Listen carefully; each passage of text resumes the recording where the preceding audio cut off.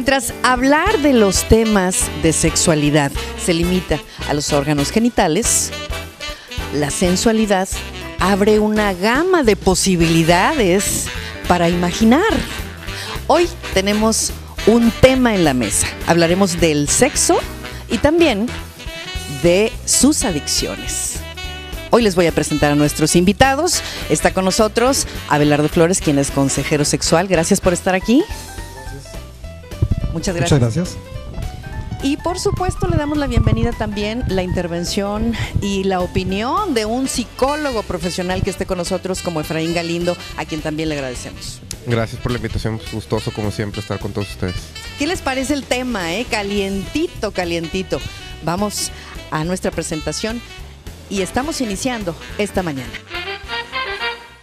Si tú buscas diversión y mucha música, solo escúchala. Todo lo que tú quieres saber, solo con Anabel. Continuamos aquí en esta mañana y estamos listos para el tema del día de hoy. Yo creo que sí.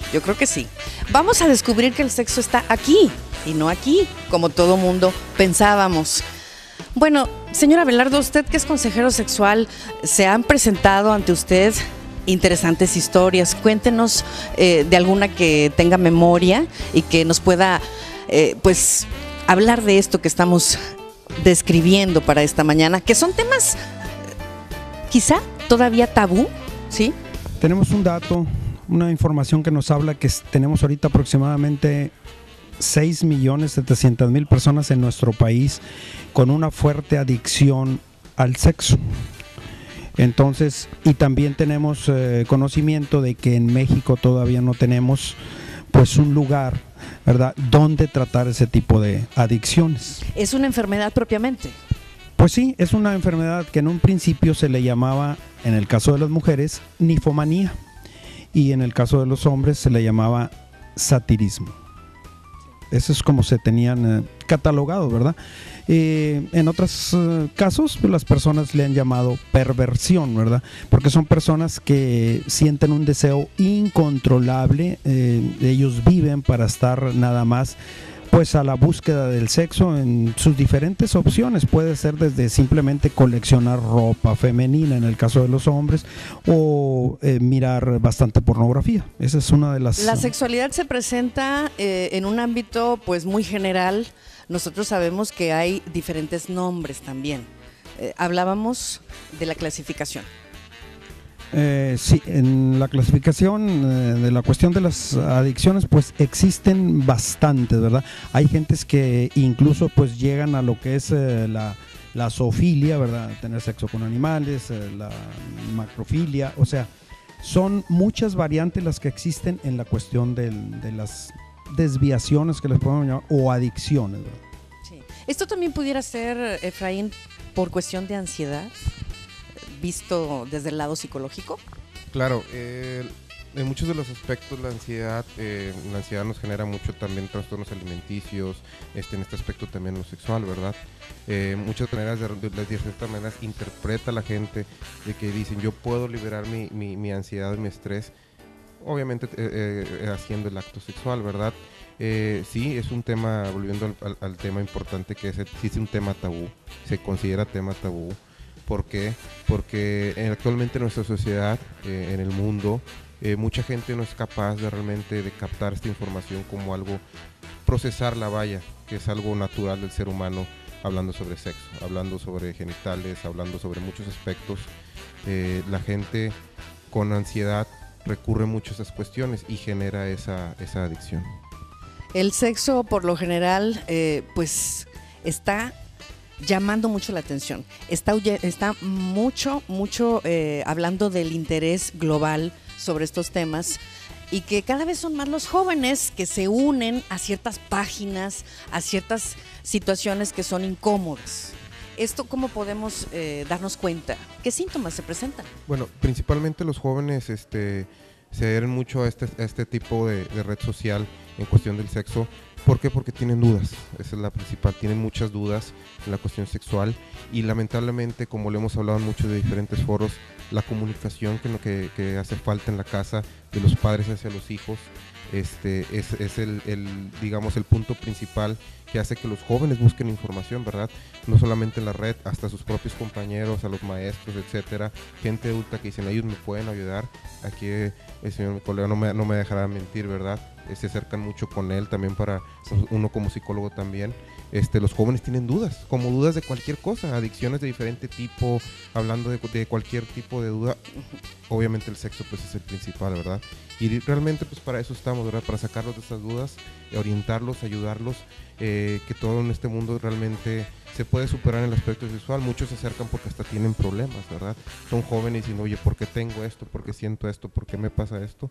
Hay muchas raras y preguntas sobre el sexo, ¿verdad? A los maestros, desde la casa debe de salir la educación, pero desgraciadamente hay muchos padres que no tienen la preparación para cómo explicar a los hijos, pues cómo orientarlos, porque desconocen ellos mismos por el tabú que... Hay miedo, ¿no? Hay miedo de los padres a acercarse a estos temas. Hablar de esos temas porque es una conducta que le venimos arrastrando desde nuestros antepasados, o sea, que era tabú hablar, siquiera preguntar de estos temas.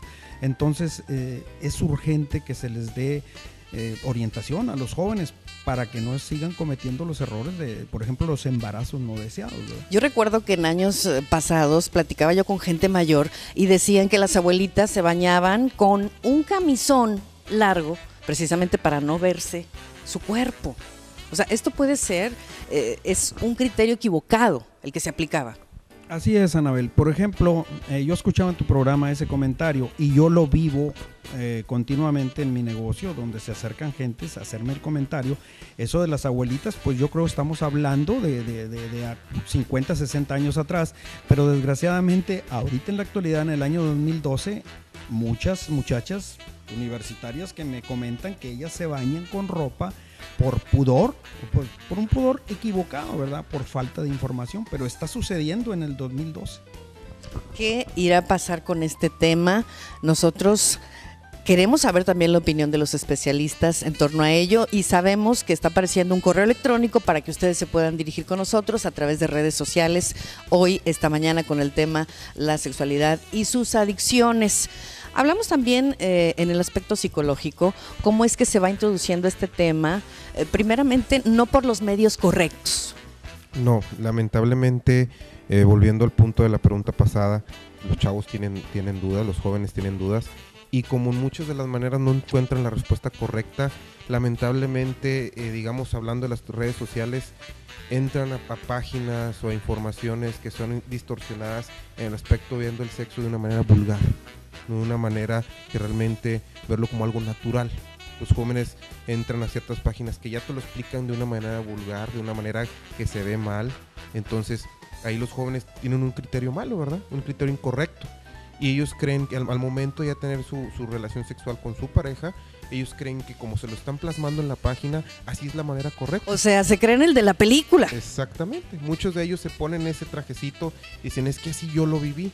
Siendo que, como comentábamos, sí es cierto, desde la casa lamentablemente no se está haciendo la educación en el ámbito sexual y obviamente el chavo pues, empieza a crecer con una desinformación muy mala.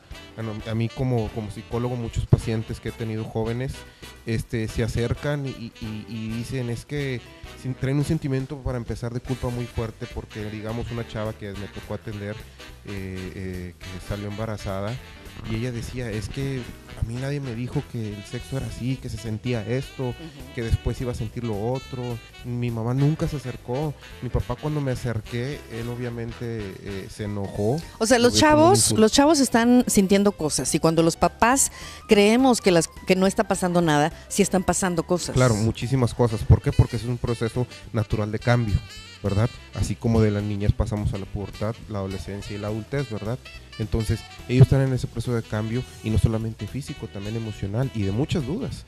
Entonces, como comentábamos, no solamente los maestros, la educación está ahí en la casa, ¿verdad? Y eso sí, vamos a darle la vuelta a la página y decir si hay papás que sí tienen la madurez para hablar con sus hijos y explicarles la situación. Lamentablemente son pocos.